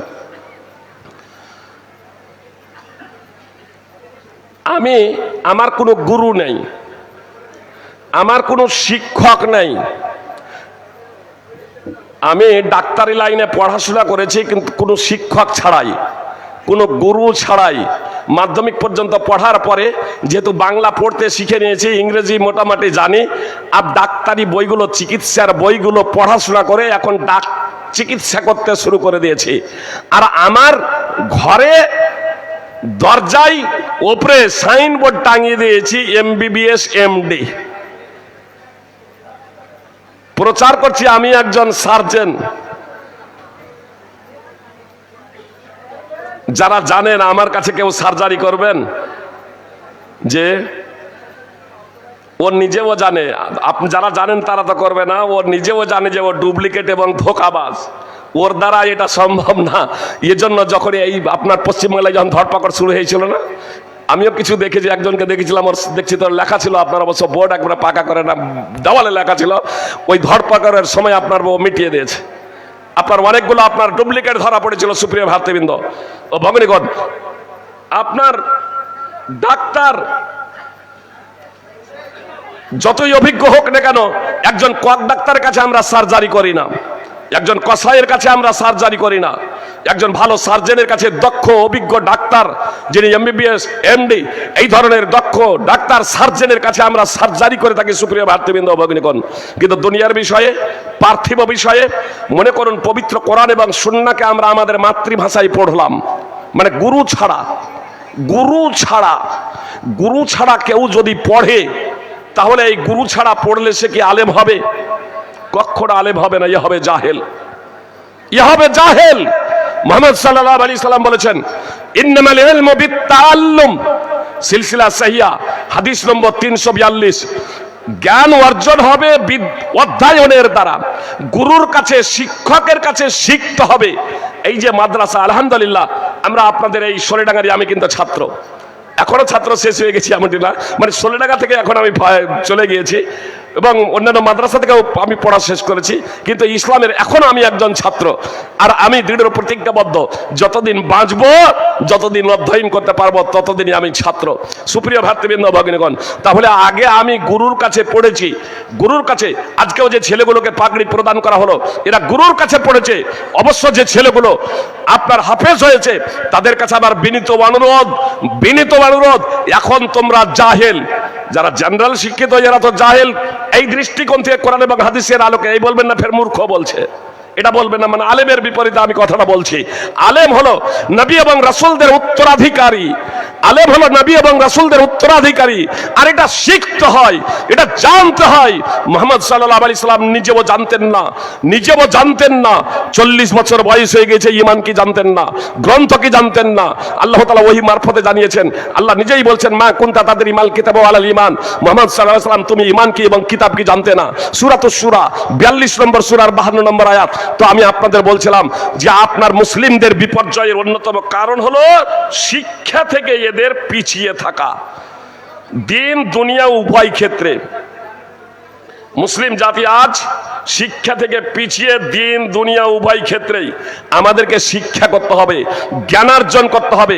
যেখানে ইসলামের প্রথম নবী থেকে নিয়ে শেষ নবী, প্রথম মানুষ, সমস্ত সৃষ্টির উপরে যে মানুষকে শ্রেষ্ঠত্বের আসনে বসানো হয়েছিল সেটাও শিক্ষার কারণে। ওয়াল্লামা আদামাল আসমা কুল্লাহা, সূরা বাকারা 2 নম্বর সূরার 31 নম্বর আয়াত। আপনার এখানে আদম আলাইহিস সালামকে, মানুষ জাতিকে যে শিক্ষার শ্রেষ্ঠের আসনে বসানো হয়েছে, কিছু মানুষকে আদম আলাইহিস সালামকে সৃষ্টির শ্রেষ্ঠত্বের আসনে বসানো হয়েছিল, সেটাও ছিল আপনার শিক্ষার কারণে। আর এই শিক্ষাটা কিন্তু আপনার তাওহীদের শিক্ষা ছিল না, নামাজ রোজা ইত্যাদির শিক্ষা আপনার ছিল না, শুধু নামাজ রোজা বা তাওহীদ ইত্যাদির শিক্ষা ছিল না। আপনার তাওহীদ যদি বলা হয়, আপনার ইবাদত যদি বলা হয়, তাহলে ফেরেশতাও সেগুলো জানতেন। ওয়া আল্লামা আদামাল আসমা কুল্লাহা, অন্যান্য যে সমস্ত সৃষ্টির নামগুলো আছে এই নামগুলো সম্পর্কে অবগত ছিলেন না, তো এই নামগুলো সম্পর্কে শিক্ষা দিয়েছিলেন। অর্থাৎ পার্থিব শিক্ষা, বৈশ্বিক শিক্ষা। এই পার্থিব শিক্ষা এবং বৈশ্বিক শিক্ষার মাধ্যমে আল্লাহ তাআলা মানব জাতিকে জানিয়ে দিলেন যে পার্থিব বিষয়েও খুব গুরুত্ব রয়েছে, বৈষয়িক বিষয়েরও খুব গুরুত্ব রয়েছে। আর মুহাম্মদ সাল্লাল্লাহু আলাইহি সাল্লাম সর্বশেষ রাসূল, তার উপরে সূরা আলাকের প্রথম 5টি আয়াত অবতীর্ণ করে ইকরা বিসমি রাব্বিকাল্লাযী খলাক, তুমি পাঠ করো তোমার প্রতিপালকের নামে, তুমি পাঠ করো তোমার প্রতিপালকের নামে যিনি সৃষ্টি করেছেন। এ কথা বলে আল্লাহ তাআলা ওহীর মাহাত্ম্য এবং মর্যাদা বর্ণনা করেছেন। সুপ্রিয় ভাতৃবৃন্দ, এই দুই শিক্ষা আমাদের অন্তরে থাকতেই হবে। সুপ্রিয় ভাই এবং বোন, যতক্ষণ পর্যন্ত এই দুই শিক্ষা আমরা কোরআন এবং সুন্নাহকে মাতৃভাষায় যতক্ষণ পর্যন্ত হৃদয়ঙ্গম করতে না শিখবো, যতক্ষণ পর্যন্ত কোরআন এবং সুন্নাহকে হৃদয়ঙ্গম করতে না শুরু করব, যতক্ষণ পর্যন্ত কোরআন এবং সুন্নাহকে আমাদের ভাষায় আমরা বুঝতে না শিখব, যতক্ষণ পর্যন্ত কোরআন এবং হাদিস শিখে তা নিয়ে আমরা চিন্তা ভাবনা না করব, ততক্ষণ পর্যন্ত এ জাতির উন্নতি সাধন সম্ভব নয়, বিপর্যয়ের মুখে থাকবে, এটা স্বাভাবিক। তার কারণ এদের সঠিক জ্ঞান নেই। একটা উদাহরণ দিই, তাহলে বুঝতে সুবিধা হবে আপনাদের। সুপ্রিয় ভাই এবং বোন, মুহাম্মদ সাল্লাল্লাহু আলাইহি সাল্লাম যেহেতু কোরআন সম্পর্কে বেশি জ্ঞান রাখতেন, আল্লাহ সম্পর্কে সবথেকে বেশি জ্ঞান রাখতেন, আল্লাহর পরিচয় সম্পর্কে সবথেকে বেশি জ্ঞান রাখতেন, জান্নাত স্বচক্ষে দর্শন করেছিলেন, জাহান্নাম স্বচক্ষে দর্শন করেছিলেন। এর জন্য তিনি কত ইবাদত করতেন জানেন? মুগিরা বিন শুবা এবং আয়েশা রাদিয়াল্লাহু তাআলা আনহা সূত্রে বুখারী মুসলিমেই তো হাদিস বর্ণিত আছে যে এত দীর্ঘ সময় ধরে দাঁড়িয়ে ইবাদত করতেন আল্লাহ রাসূল সাল্লাল্লাহু আলাইহি সাল্লাম, এত দীর্ঘ সময় ধরে তাহাজ্জুদের নামাজ আদায় করতেন। মুগিরার বর্ণনা রয়েছে হাত্তা তাওয়াররামাত কাদামা, মুহাম্মদ সাল্লাল্লাহু আলাইহি সাল্লামের পা দুখানা ফুলে যেত। আর আয়েশা রাদিয়াল্লাহু তাআলা আনহার বর্ণনা রয়েছে হাত্তা তাতাফাত্তারা কাদামা, মুহাম্মদ সাল্লাল্লাহু আলাইহি সাল্লামের পা দুখানা ফেটে যেত। জিজ্ঞেস করা হলে যে আপনার আগের পরের সব গুনাহ মাফ, সূরা ফাত 48 নম্বর সূরার 2 নম্বর আয়াতে আল্লাহ তাআলা মুহাম্মদ সাল্লাল্লাহু আলাইহি সাল্লামের সব গুনাহ আগের পরের মাফ করে দিয়েছেন। জিজ্ঞেস করা হলো আপনার আগের পরের সব গুনাহ মাফ, এমনটি করেন কেন, অর্থাৎ এত কষ্ট করেন কেন? তো মুহাম্মদ সাল্লাল্লাহু আলাইহি সাল্লাম বলেছিলেন আফালা উহিব্বু আন আকুনা আবদান শাকুরা। আয়েশার বর্ণনা, রাসূল সাল্লাল্লাহু আলাইহি সাল্লাম বলেছিলেন আমি কি আল্লাহ তাআলার কৃতজ্ঞশীল বান্দা হওয়া পছন্দ করব না? আর সহিহ ইবনে হিব্বানে আছে, সুপ্রিয় ভাতৃবৃন্দ ও ভগ্নীগণ, রাসূল সাল্লাল্লাহু আলাইহি সাল্লাম একদা রাত্রের গভীর অংশে বলছেন জারিনি আতাবাদুল লাইলাতা লিরাব্বি, হে আয়েশা তুমি আমাকে এই রাতের অংশে তুমি আমাকে ছাড়ো, আমার ইবাদতের জন্য আমি দাঁড়িয়ে যাই, আমার রবের জন্য আমি দাঁড়িয়ে যাই, আমার রবের জন্য আমি এখন এই রাতের অংশে ইবাদত করি, ইবাদতে মগ্ন হব। সুপ্রিয় ভাই এবং বোন, রাসূল সাল্লাল্লাহু আলাইহি সাল্লামের অনেকগুলো স্ত্রী ছিল। এক সপ্তাহ সপ্তাহ থেকেও বেশি অতিক্রান্ত হয়ে যেত। 8 দিন 9 দিন পরে একটা স্ত্রীর কাছে বাড়ি আসতো। আয়েশা রাদিয়াল্লাহু তাআলা আনহা ছিলেন একমাত্র আল্লাহ রাসূল সাল্লাল্লাহু আলাইহি সাল্লামের স্ত্রী। তার বাড়িতে বিছানায় রাতে শুয়ে আছেন, এক জায়গায় দুজনে এক বিছানায় শুয়ে আছেন। আয়েশাকে বলছেন, আয়েশা তুমি আমাকে ছাড়ো, আমার প্রভুর আমি এখন ইবাদত করি রাতের এই অংশে। আমার মা বোনেরা কথা আপনারা খুব মনোযোগ দিয়ে শুনুন এবং ভাইয়েরাও কথা মনোযোগ দিয়ে শুনুন। আল্লাহ রাসূল সাল্লাল্লাহু আলাইহি সাল্লামকে আয়েশা রাদিয়াল্লাহু তাআলা আনহা বলছেন, ওয়াল্লাহি ইন্নী উহিব্বু কুরবাক, আল্লাহর কসম করে বলছি আল্লাহ রাসূল সাল্লাল্লাহু আলাইহি সাল্লাম আমি আপনার নৈকট্য পছন্দ করি, আমি আপনার সাহচর্য পছন্দ করি, আমি চাই যে আপনি আমার বিছানায় থাকুন, আপনার বিছানায় আপনার পাশে আমি শুয়ে থাকতে চাই, এটা আমার পছন্দনীয়। ওয়া উহিব্বু মা সাররাক, কিন্তু আমি এটাও পছন্দ করি যা আপনাকে আনন্দ দেয়, যাতে আপনি খুশি হবেন সেই জিনিসটা আমি পছন্দ করি। মা আয়েশা বলছেন আপনার নৈকট্য পছন্দ করি আল্লাহর কসম করে বলছি, কিন্তু আমি এটাও পছন্দ করি যা আপনাকে আনন্দ দেয়, যাতে আপনি খুশি হবেন সেটাও আমার পছন্দনীয়। অতএব আপনার পছন্দনীয় যদি এটাই যদি হয় যে রাতের এই অংশে আপনি দাঁড়াবেন আল্লাহর ইবাদতে, তো আপনি দাঁড়িয়ে যান, আল্লাহর ইবাদতে মগ্ন হয়ে যান। আপনার যেহেতু এটা পছন্দ, আমার ব্যক্তিগত পছন্দকে বিসর্জন দিয়ে আপনার যা পছন্দ সেটাও আমার পছন্দ, সেটাই আপনাকে যা আনন্দ দিবে সেই জিনিসটাও আমার জন্য আনন্দদায়ক। অতএব আপনি দাঁড়িয়ে যান, আল্লাহর ইবাদতে মগ্ন হয়ে যান। মুহাম্মদ সাল্লাল্লাহু আলাইহি সাল্লাম দাঁড়িয়ে গেলেন, আল্লাহর ইবাদত করছেন। ফালাম ইয়াজাল ইয়াবকি, অব্যাহত ধারায় কেঁদে চলেছেন। ফালাম ইয়াজাল ইয়াবকি, অব্যাহত ধারায় কেঁদে চলেছেন। হাত্তা বাল্লা লিহিয়াতুহু, দাড়ি ভিজে গেল। অগ্র পশ্চাতের গুনাহ মাপ, এত ইবাদত করার কি প্রয়োজন? ফালাম ইয়াজাল ইয়াবকি, অব্যাহত ধারায় কেঁদে চলেছেন। হাত্তা বাল্লাল আরদ, চোখের অশ্রু দ্বারা মাটি সিক্ত হয়ে গেল, চোখের পানি দ্বারা মাটি ভিজে গেল। ফজরের সময় হলে বেলাল রাদিয়াল্লাহু তাআলা আনহু এসে ডাক দিচ্ছেন, আল্লাহু আকবার, আল্লাহু আকবার। ফজরের আযান দিচ্ছেন। ফজরের আযান দিয়ে দেখছেন মুহাম্মদ সাল্লাল্লাহু আলাইহি সাল্লাম অঝর নয়নে কান্না করছেন। বেলাল রাদিয়াল্লাহু তাআলা আনহু বলছেন, লিমা তাবকি ইয়া রাসূলুল্লাহ, হি আল্লাহ রাসূল আপনি কাঁদেন কেন? আপনার তো আগের পরের সব গুনাহ মাফ, আপনি এত ক্রন্দন করেন কেন? তো মুহাম্মদ সাল্লাল্লাহু আলাইহি সাল্লাম বলছেন, রাত্রে আমার উপর আয়াত অবতীর্ণ হয়েছে, ওয়াইলুল লিমান ক্বারাহা ওয়া লাম ইয়াতাফাক্কার ফিহা। তারপরে রাসূল সাল্লাল্লাহু আলাইহি সাল্লাম সূরা আলে ইমরানের 3 নম্বর সূরার 190 নম্বর আয়াত তেলাওয়াত করলেন।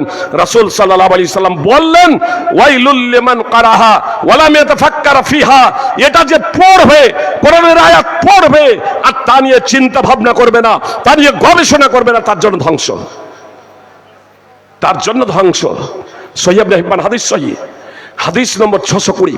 সুপ্রিয় ভাই এবং বোন, অজ্ঞতা, জিহালাত, মুহাম্মদ সাল্লাল্লাহু আলাইহি সাল্লাম বলেছেন, খুব পয়েন্টটা একবারে খুব সংক্ষেপে আপনাদের সামনে বলি। মুহাম্মদ সাল্লাল্লাহু আলাইহি সাল্লাম বলেছেন, যা ইলমকে উঠিয়ে নেওয়া হবে, বান্দার অন্তর থেকে ইলমকে আল্লাহ ছিনিয়ে নেবেন এমনটি না, বরং আলেমদের উঠিয়ে নেওয়ার মাধ্যমে ইলমকে উঠিয়ে নেওয়া হবে। কি বললেন? আল্লাহ ইলমকে উঠিয়ে নেবেন কিসের মাধ্যমে? আলেমদের উঠিয়ে নেওয়ার মাধ্যমে ইলমকে উঠিয়ে নেবেন। হাত্তা ইদা লাম ইউবকি আলেমা, অবশেষে যখন কোনো আলেম থাকবে না, ইত্তাখাযান নাস রুসান জুহালা, তখন জনগণ লোকেরা জাহেলদেরকে নেতা বানাবে। ফাসুইলু, তারা জিজ্ঞাসিত হবে, ফাআফতাউ বিগাইরি ইলমিন ফাদাল্লু আদাল্লু, তারা বিনা ইলমে কোরআন হাদিসের যথার্থ জ্ঞান না থাকা সত্ত্বেও তারা ফতোয়া প্রদান করবে, তারা নিজেরাও পথভ্রষ্ট হবে, ফতোয়া দেবে লোকেদের, তাদেরকেও ফতোয়া দিয়ে পথভ্রষ্ট করবে। সহিহ বুখারী হাদিস নম্বর 100, সহিহ বুখারী হাদিস নম্বর 7307, সহিহ মুসলিম সহ বিভিন্ন হাদিস গ্রন্থে হাদিস আছে। সুপ্রিয় ভাতৃবৃন্দ, ভগ্নীগণ, বলবেন যে ফাইজি সাহেব বিষয়টা আমাদের বুঝে এলো না। আগে একটা সোলেডাঙ্গা মাদ্রাসা ছিল, আজকে অনেকগুলো মাদ্রাসা হয়েছে। সোলেডাঙ্গা মাদ্রাসা সব থেকে পুরাতন মাদ্রাসা আমার জানা মতো এলাকায়। সোলেডাঙ্গা মাদ্রাসা সব থেকে পুরাতন মাদ্রাসা। এখন অনেকগুলো মাদ্রাসা হয়েছে। আগে একটা দুটো আলেম ছিল, এখন শত শত আলেম হয়েছে। তাহলে কি এই সবগুলো আলেম একদিনই মরে যাবে না কি ব্যাপার? আগে কম বক্তা ছিল, আর এখন তো হাজার হাজার বক্তা। তো ইসলাম উঠে যাবে কেমনে? ইলম উঠে যাবে কেমনে? এলম উঠে যাবে কেমনে? আসুন এই বিষয়টাকে বোঝার প্রচেষ্টা করি। জিয়াদ বিন লাবিদ সূত্রে বর্ণিত রাসূল সাল্লাল্লাহু আলাইহি সাল্লাম বলেছেন, জিয়াদ বিন লাবিদ সূত্রে বর্ণিত রাসূল সাল্লাল্লাহু আলাইহি সাল্লাম একদা কিছু বিষয়ের বর্ণনা করলেন, তারপরে বললেন এই বিষয়টা হচ্ছে সেই সময়ের যখন ইলমকে উঠিয়ে নেওয়া হবে, জ্ঞানকে উঠিয়ে নেওয়া হবে, ওহীর জ্ঞান, কোরআন এবং সুন্নাহর জ্ঞানকে যখন উঠিয়ে নেওয়া হবে। এটা এক বক্তব্যের মধ্যে এলানটা করে দেন, পয়সা দিয়েছে ওটা।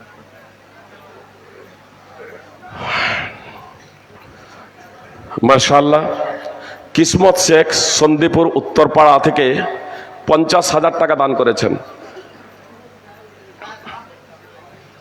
সালাউদ্দিন শেখ 10,000 টাকা, মহিউদ্দিন শেখ 10,000 টাকা,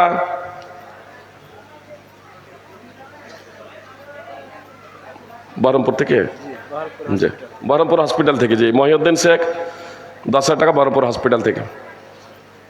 আর এটা মতিউর রহমান ডিলার চরকতলা 30,000 টাকা। আল্লাহ তুমি তাদের সকলের দানকে কবুল করো, তার উত্তম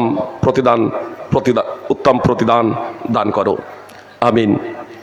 সুপ্রিয় ভাই, আপনাদের কি বলছিলাম, এলমকে উঠিয়ে নেবে। জিয়াদ বিন লাবিদ বলছেন আল্লাহ রসুল সাল্লাল্লাহু আলাইহি ওয়াসাল্লামের কথা বলছেন, কিছু বিষয়ের আলোচনা করলেন, তারপরে বলছেন যে এলমকে উঠিয়ে নেওয়া হবে, কোরআন এবং সুন্নাহর জ্ঞানকে উঠিয়ে নেওয়া হবে।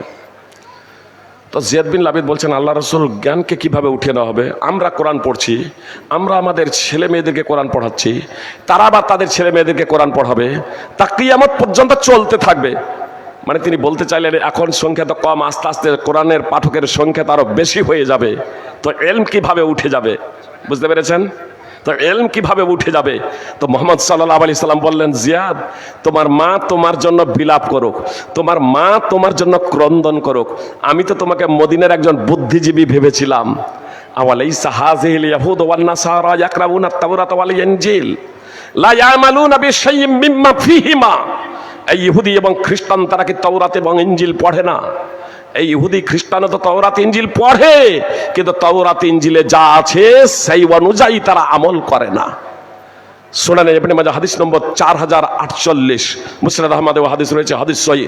সুপ্রিয় ভাতৃবৃন্দ ও ভগ্নীগণ, তাহলে কোরআন এবং সুন্নাহর তো জ্ঞান অর্জন করবে, তথ্য এবং ডিগ্রি জানবে, তো তথ্য এবং ডিগ্রি জানাটা অর্জন করাটা যথেষ্ট নয়। আলেম প্রকৃত তাকেই বলা হবে যে কোরআন এবং সুন্নাহ ওস্তাদের মাধ্যমে শিখবে, আর যেমন যেমন শিখবে তেমন তেমন তা বাস্তবায়ন করবে। যেমন যেমন শিখবে তেমন তেমন তা বাস্তবায়ন করবে। যখন বাস্তবায়ন হবে না বা কোরআন এবং সুন্নাহ ওস্তাদের দ্বারা শিখবে না, তখন সে আলেম হতে পারে না, তখন আপনার জ্ঞানকে উঠিয়ে নেওয়া হবে। সুতরাং আবু দারদা রাদিয়াল্লাহু তাআলা আনহু বলেন, লা তাকুনু আলিমা হাত্তা তাকুনা মুতাআল্লিমা ওয়া লা তাকুনু বিল ইলমি আলিমা হাত্তা তাকুনা বিহি আমিলা। তুমি ততক্ষণ পর্যন্ত বিদ্বান হতে পারো না, আলেম হতে পারো না, যতক্ষণ না তুমি শিষ্য হবে, ছাত্র হবে, আর ততক্ষণ পর্যন্ত তুমি বিদ্যার বিদ্বান হতে পারো না, জ্ঞানের জ্ঞানী হতে পারো না, যতক্ষণ না তুমি সেই জ্ঞান অনুযায়ী তুমি আমল করবে। সুনানে দারমি হাদিস নম্বর 301। সুপ্রিয় ভাতৃবৃন্দ ভগ্নীগণ, এজন্য কোরআন এবং সুন্নাহ আমাদেরকে শিখতে হবে, এটা অন্যতম শর্ত। মুহাম্মদ সাল্লাল্লাহু আলাইহি সাল্লাম বলেছেন, তালাবুল ইলমি ফারিজাতুন আলা কুল্লি মুসলিম। প্রত্যেক মুসলিমের জন্য জ্ঞান অর্জন করা অপরিহার্য কর্তব্য। আপনাকে ওই বাবরি মসজিদ, যে বাবরি মসজিদ নাম দেওয়া হয়েছে, তার জন্য আপনার মসজিদ তৈরির জন্য যদি আপনি দান করতে যান আর ভাবেন সোলেডাঙ্গায় যদি মসজিদ নির্মাণ করা হয় কম নেকি হবে, বাবরি মসজিদ নির্মাণ করলে সেখানে বেশি নেকি পাওয়া যাবে, তাহলে জানবেন এটা বেদাত, এটা পাপ হবে, এটা নেকি না। সুপ্রিয় ভাই এবং বোন, আপনার মুহাম্মদ সাল্লাল্লাহু আলাইহি সাল্লাম কি বললেন? তালাবুল ইলমি ফারিজাতুন আলা কুল্লি মুসলিম। প্রত্যেক মুসলিমের জন্য জ্ঞান অর্জন করা অপরিহার্য কর্তব্য। সহিহুল জামি হাদিস নম্বর 3913-14। সুপ্রিয় ভাই এবং বোন, আপনাদের একবার স্পষ্টভাবে বলছি, আপনি আপনার ছেলেকে ডাক্তার করেন, ইঞ্জিনিয়ার করেন, ব্যারিস্টার করেন, আইপিএস করেন, আইএস করেন, আপনার আর কিছু করেন, কিন্তু আগে প্রকৃত শিক্ষাটা তাকে দেন। ইসলামের যে মৌলিক শিক্ষা, এই শিক্ষা প্রত্যেক ছেলে মেয়েকে শিখতেই হবে, কম্পালসারি। আলহামদুলিল্লাহ, বর্তমান মাদ্রাসা কমিটি এবং শিক্ষক মহাশয়রা তারা অক্লান্ত পরিশ্রমের মাধ্যমে সিলেবাস নতুন ভাবে সাজিয়েছেন। কোরআন এবং সুন্নাহর সাথে সাথে কিছু ইংরেজি এবং মাতৃভাষা সেখানে যোগ করেছেন, যার মাধ্যমে কোরআন এবং সুন্নাহকে যথার্থভাবে উপলব্ধি করতে, হৃদয়ঙ্গম করতে আমার আপনার ছেলেরা সক্ষম হবে ইনশাআল্লাহ। এজন্য আমাদের সার্বিক সাহায্য সহযোগিতা একান্ত কাম্য, সার্বিক সহযোগিতা একান্ত কাম্য। সুপ্রিয় ভাতৃবৃন্দ, ভগিনীগণ, আমি আপনাদের বলছিলাম যে আমাদের উপরে বিপর্যয় নেমে আসার কারণ কি? বিপর্যয় নেমে আসার অবশ্য বিষয়টা ঘড়ি দিকে খালি করিনি, যদিও হয়েছে অনেক ভাবছি টাইম দেবো, কিন্তু কিভাবে পাস হয়ে যাচ্ছে। সুপ্রিয় ভাতৃবৃন্দ, ভগিনীগণ, বক্তা চলেছে নাকি? সুপ্রিয় ভাই এবং বোন, আপনাদের প্রশ্ন করার অবশ্যই আমি সময় দেব, আমার বক্তব্যকে কেন্দ্র করে এ করবেন। আর মোটামুটি 10 মিনিট আমি অন্তত বক্তব্য রাখে দিয়ে প্রশ্ন করবেন। টাইম আছে তো? 10 মিনিট, অন্তত 10 মিনিট আপনাদের সামনে বক্তব্য রাখে কথায় একটু মনোযোগ দিয়ে শুনবেন। সুপ্রিয় ভাতৃবৃন্দ, ভগিনীগণ, আমি বলছিলাম যে অজ্ঞতা এটা হচ্ছে জাতির বিপর্যয়ের অন্যতম কারণ হচ্ছে একটা অজ্ঞতা। এই অজ্ঞতা আমাদেরকে দূর করতেই হবে। কোরআন এবং সুন্নাহর মৌলিক জ্ঞান আমাকে শিখতেই হবে। যে কোরআন এবং সুন্নাহর মৌলিক জ্ঞান শিখুন, তারপর আপনি যোগ্য আলেম হন, অথবা আপনি যোগ্য ডাক্তার হন, আপনি যোগ্য একজন আইপিএস হন, আপনি যোগ্য একজন দেশের সেবক হন, আপনি একজন যোগ্য ব্যবসায়ী হন, যে আপনি প্রতিষ্ঠিত একজন ব্যবসায়ী হন, আপনি একজন প্রতিষ্ঠিত সৎ একজন ইঞ্জিনিয়ার হন, আপনি একজন নেতা হন, জাতির নেতা। সুপ্রিয় ভাতৃবৃন্দ, কিন্তু সঠিক জ্ঞান আগে আপনাকে অর্জন করতে হবে। সঠিক জ্ঞান না থাকার কারণে কিছু মানুষ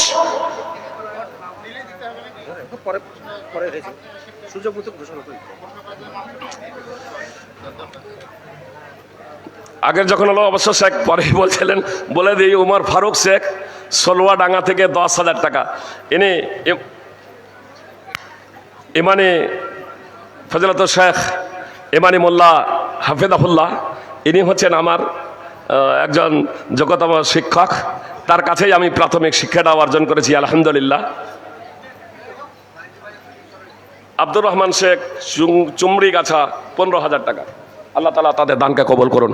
সুপ্রিয় ভাতৃবৃন্দ, ভগ্নীগণ, কথা একটু মাঝে কেটে যাচ্ছে। কি বলছিলাম?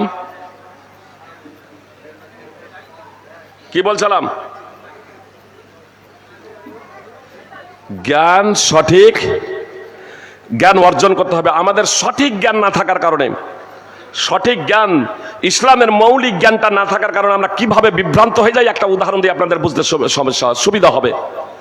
কিছু ব্যক্তি বলে জিহাদ ফরজ।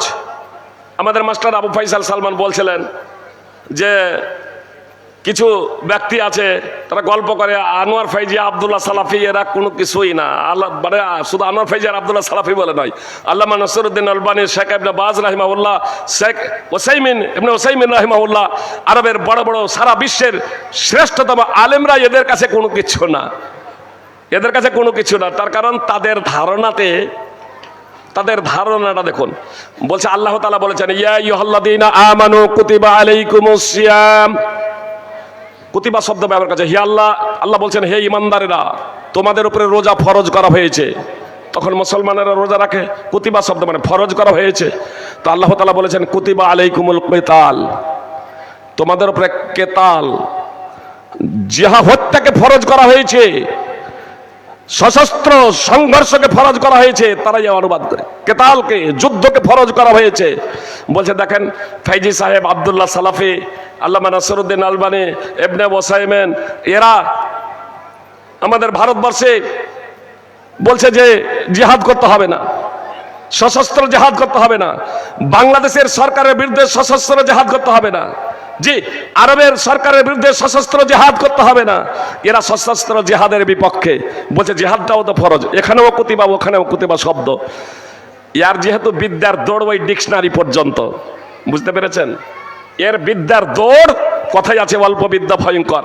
এর বিদ্যার দৌড় যেহেতু ডিকশনারি অভিধান পর্যন্ত, ওই জন্য ও অতটুকুই দেখেছে।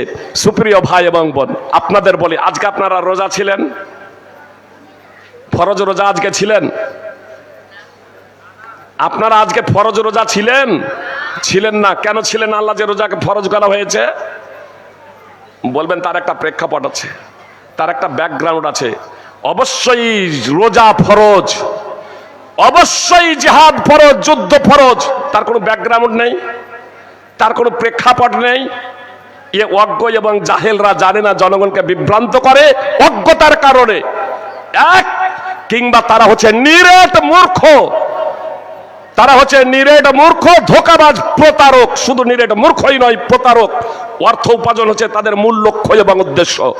এতদিন পর্যন্ত তারা সশস্ত্র জিহাদ ফরজ করছে, আর জনগণের কাছে আপনার টাকা চেয়ে যাচ্ছে, আর আপনারা ওই জিহাদের লোভ লালসায় তাদেরকে টাকা ঢেলে দিচ্ছেন। সুপ্রিয় ভাই এবং বোন, আপনাদের বলবো, আপনারা এই টাকা ওই প্রতারকের ফাঁদে পড়ে টাকা দিচ্ছেন, প্রতারকের ফাঁদে পড়ে টাকা দিচ্ছেন, সাবধান হয়ে যান। আমি বলবো প্রতারক এজন্যই বলছি, আল্লাহ তো কোরআনে বলেছেন, ইয়া আইয়ুহাল্লাযীনা আমানু কুতিবা আলাইকুমুল কিসাস ফিল কাতলা। কিসাস তোমাদের উপরে ফরজ করা যায় হে ইমানদারেরা। সূরা বাকরা 2 নম্বর সূরার 178 নম্বর আয়াত। আল্লাহ বলছেন তোমাদের উপরে কুতিবাতে, যুদ্ধের জন্য যে শব্দ কুতিবা ব্যবহার করা হয়েছিল সেই শব্দই তো কিসাসের জন্য। জি, কেউ যদি কাউকে হত্যা করে, মনে করুন আমার কাউকে কেউ হত্যা করলো, তো এবার তার প্রতিশোধ হত্যা। অবশ্যই এরও ব্যাকগ্রাউন্ড আছে, কিন্তু ওরা তো ব্যাকগ্রাউন্ড তো বুঝে না, তো ব্যাকগ্রাউন্ড বুঝে না, ফরজ, তাহলে কেসাসও তো ফরজ। কেসাস ফরজ, ওরা তো এটা একবারও বলে না। তার কারণ কেসাস ফরজ যদি বলে তাহলে তো জনগণ টাকা দেবে না। যদি বলে কেসাস ফরজ, নিহতের বদলে প্রতিশোধ নিতে হবে, হত্যার বদলে হত্যা, তাহলে জনগণের কাছে টাকা পাওয়া যাবে না। জান্নাতের লোভ দেখে এখানে টাকা পাওয়া যাবে না, এর জন্য কেসাস ফরজ তারা একবারও বলে না।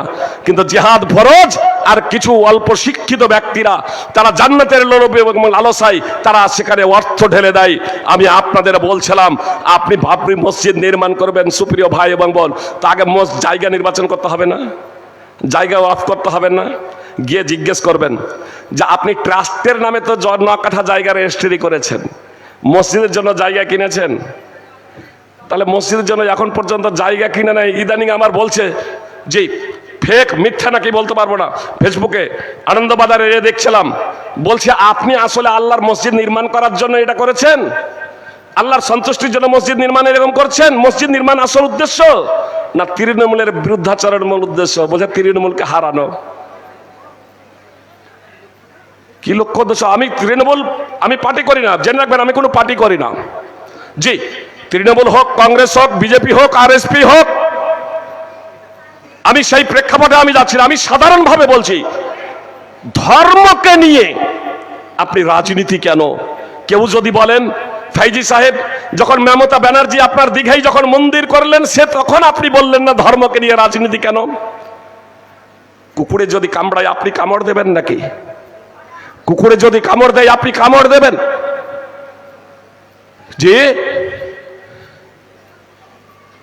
অন্য যদি ভুল করে, আপনি যে মুসলমান, আপনি যে মুসলমান, আপনাকে আমি বলবো, অবশ্য আমি দার্থহীন ভাবে আজকে বলে নয়, এর আগেও আমার বক্তব্য অনেক দেখবেন, যখন আপনার প্রসাদ যখন পৌঁছে দেওয়ার যখন কথা বলা হয়, আমি নির্দ্বিধায় আমি বলি, এটা ধর্ম যখন ধর্ম যার যার উৎসব সবার, এটাও আমি দার্থহীন ভাবে বলেছি, এটা সঠিক নয়। কোন নেতা, যে তৃণমূলের কোন নেতাও যদি মঞ্চে যদি এসে দিয়ে কথা বলে, এই গত একদিন হলেই বলছিলেন, আমি সঙ্গে সঙ্গে তার প্রতিবাদ করি। যেটা ভুল সেটা ভুল আমাকে বলতে হবে। অন্যজন যদি শিরক করে, অন্যজন যদি বিরাট করে, ধর্মবিরোধী যদি কাজ করে, তাহলে আমার জাতি আপনি করবেন কেন? আমার ছেলেকে আমি যতটা মারতে পারবো, আপনার ছেলেকে পারবো? তা আমার ছেলেকে, আমার জাতি হচ্ছেন আপনারা। আপনাদের যতটা আমরা আলেম, আমাদের দায়িত্ব কর্তব্য আপনাদের যতটা সংস্কার সংশোধন করার জন্য যতটা কথা বলা, ও মুসলিমকে তো আমি বাধ্যবাধকতা করতে পারি না। লা ইয়াকরাহু ফিদ্দিন, ধর্মের মধ্যে বাধ্যবাধকতা নাই। কার জন্য? আমার ছেলে নামাজ পড়ে না, আমার ছেলে নামাজ পড়ে না, 10 বছর হয়ে গেছে, এখন আমি স্বাধীন ছেড়ে দেবো? 15-20 বছর হয়ে গেছে, বিছানায় শুয়ে আছে, আযান দিচ্ছে মুয়াজ্জিন, হাইয়া আলাস সালাহ, হাইয়া আলাল ফালাহ, আমি নামাজ পড়তে যাবো, ছেলেকে ডেকে যাবো না? আল্লাহ রাসূল সাল্লাল্লাহু আলাইহি সাল্লাম বলেছেন, 10 বছর হয়ে গেলে নামাজ না পড়লে তাকে মারো, মারো। শুনেন আবি দাউদ হাদিস নম্বর 495। কিন্তু আমি তো আপনার ছেলেকে মারতে পারবো না।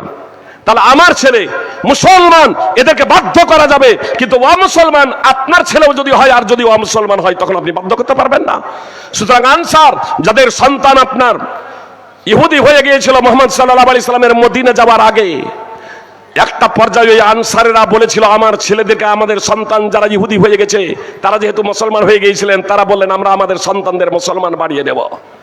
এই প্রেক্ষাপটে আল্লাহ তাআলা পবিত্র কোরআনে আয়াত অবতীর্ণ করেছেন, লা ইকরাহা ফিদ্দিন, ধর্মের মধ্যে বাধ্যবাধকতা নেই, অর্থাৎ বলপূর্বক কাউকে মুসলমান বানানো যাবে না।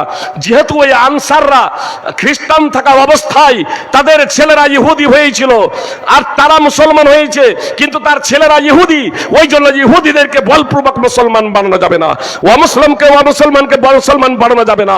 কিন্তু আপনার ছেলে যখন, আপনার সন্তান, আপনার ছেলে যখন মুসলমান, আপনি মুসলমান, আপনার ছেলে মুসলমান, আপনার ছেলেকে প্রহার করতে হবে নামাজ না পড়ার জন্য। ইসলামটাকে বুঝতে হবে সুপ্রিয় ভাতৃবৃন্দ ভগিনীগণ। আল্লাহ তাআলা বলছেন, আল্লাহ তাআলা স্পষ্টভাবে বলছেন, তোমাদেরকে তোমাদের জীবন এবং সম্পদের ব্যাপারে পরীক্ষা করা হবে। তোমাদেরকে তোমাদের জীবন এবং সম্পদের ব্যাপারে পরীক্ষা করা হবে। তোমাদেরকে তোমাদের জীবন এবং সম্পদের ব্যাপারে অবশ্যই পরীক্ষা করা হবে। আল্লাহ তাআলা বলছেন, লাতুবলাবুন্না ফি আমওয়ালিকুম ওয়া আনফুসিকুম ওয়া লাতাসমাউন্না মিনাল্লাযীনা উতুল কিতাবা মিন ক্বাবলিকুম ওয়া মিনাল্লাযীনা আশরাকু আদান কাসীরা ওয়া ইন তাসবিরু ওয়া তাত্তাকু ফাইন্না যালিকা মিন আযমিল উমুর। অবশ্যই তোমাদেরকে পরীক্ষিত হতে হবে, অবশ্যই তোমাদেরকে পরীক্ষা করা হবে তোমাদের ধন সম্পদ এবং তোমাদের জীবনের ব্যাপারে। এবং তোমরা অবশ্যই তোমাদের পূর্বে যাদের কিতাব দেওয়া হয়েছিল, অর্থাৎ ইহুদি ও খ্রিস্টান এবং যারা মুশরিক, তাদের কাছ থেকে অনেক কষ্টদায়ক কথা শুনবে। তো যখন অনেক কষ্টদায়ক কথা শুনবে, যখন অনেক বিপদ আপদে আবর্তিত হবে, নিমজ্জিত হবে, ইহুদি খ্রিস্টান মুশরিকদের কাছ থেকে ও মুসলমানদের কাছ থেকে অনেক কষ্টদায়ক কথা শুনবে, কি করবেন? অনেকেই আছে ইটের জবাব পাথরে দেব, কিন্তু আপনি মুসলমান, আপনি যদি মুসলমান হন সুপ্রিয় ভাই এবং বোন, কথা খুব মনোযোগ দিয়ে শুনুন। আল্লাহ তাআলা স্পষ্টভাবে বলছেন, ওয়াইন তাসবিরু ওয়া তাত্তাকু, ওয়াইন তাসবিরু ওয়া তাত্তাকু, যদি তোমরা ধৈর্য ধারণ করো এবং তাকওয়া অবলম্বন করো, আল্লাহ ভীতি অর্জন করো, ফাইন্না যালিকা মিন আযমিল উমুর, তাহলে এটা হবে দৃঢ় সংকল্পের কাজ। সুপ্রিয় ভাতৃবৃন্দ ভগ্নীগণ, যদি ধৈর্য ধারণ করা হয় এবং তাকওয়া অবলম্বন করা হয়, তাহলে কি হবে? আল্লাহ তাআলা স্পষ্টভাবে বলছেন, ওয়াইন তাসবিরু ওয়া তাত্তাকু, ওয়াইন তাসবিরু ওয়া তাত্তাকু লা ইয়াদুররুকুম কাইদুহুম শাইয়া ইন্নাল্লাহা বিমা ইয়ামালুনা মুহিত। যদি তোমরা ধৈর্য ধারণ করো এবং তাকওয়া অবলম্বন করো, তাকওয়া বলতে আল্লাহ তাআলার বিধিনিষেধকে সাধ্যমতো মেনে চলা, এক কথায় পবিত্র কোরআন এবং সুন্নাহকে সাধ্যমতো মেনে চলা, আল্লাহ যা আদেশ করেছেন তার বাস্তবায়ন, আর যা থেকে নিষেধ করেছেন তা থেকে বিরত হয়ে যাওয়া।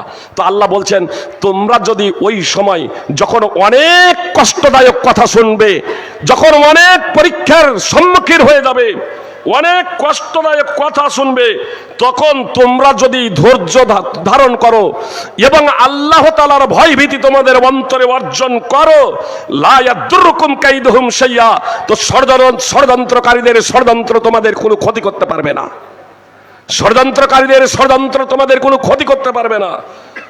ইন্নাল্লাহা বিমা ইয়ামালুনা মুহিত, নিশ্চয় আল্লাহ তাআলা তারা যা করে তা পরিবেষ্টনকারী। সূরা আলে ইমরান 3 নম্বর সূরার 120 নম্বর আয়াত।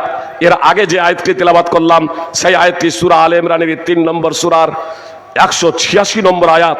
সুপ্রিয় ভাই এবং বোন, যদি আমরা আল্লাহ তাআলার তাকওয়া অবলম্বন করি, তাহলে অবশ্যই আল্লাহ তাআলা আমাদেরকে বিজয় দান করবেন।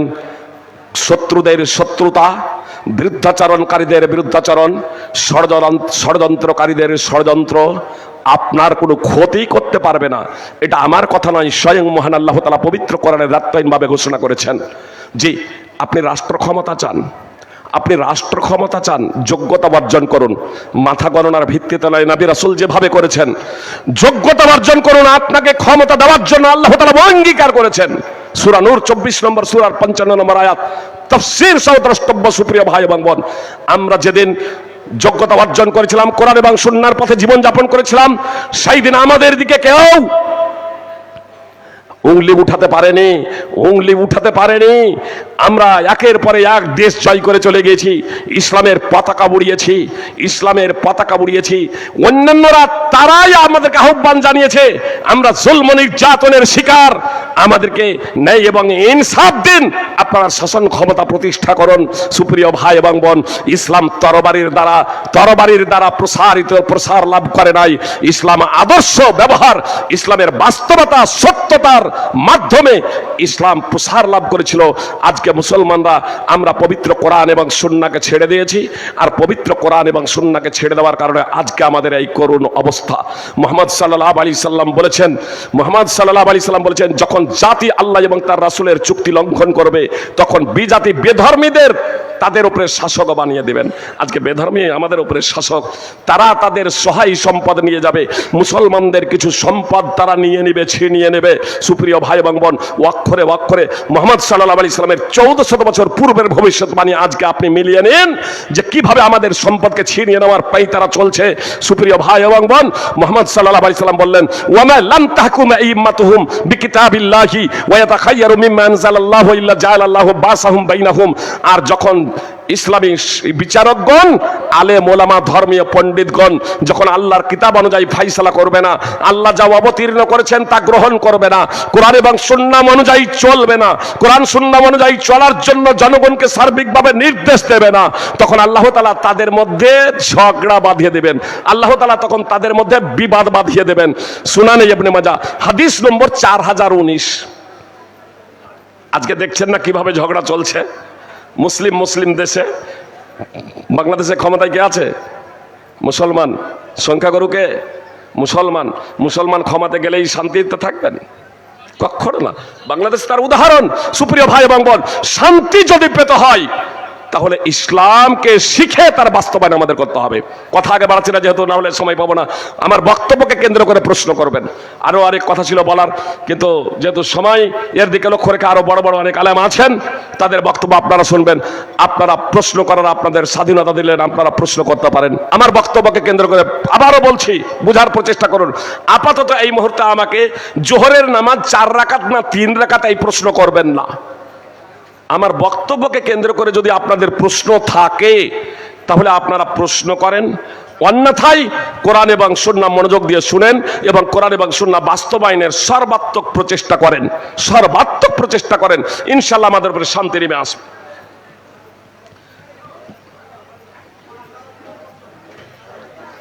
এটা বক্তব্য আলোচক আসেনি দেখে, এটা বক্তব্যকে কেন্দ্র করে নয়। প্রথম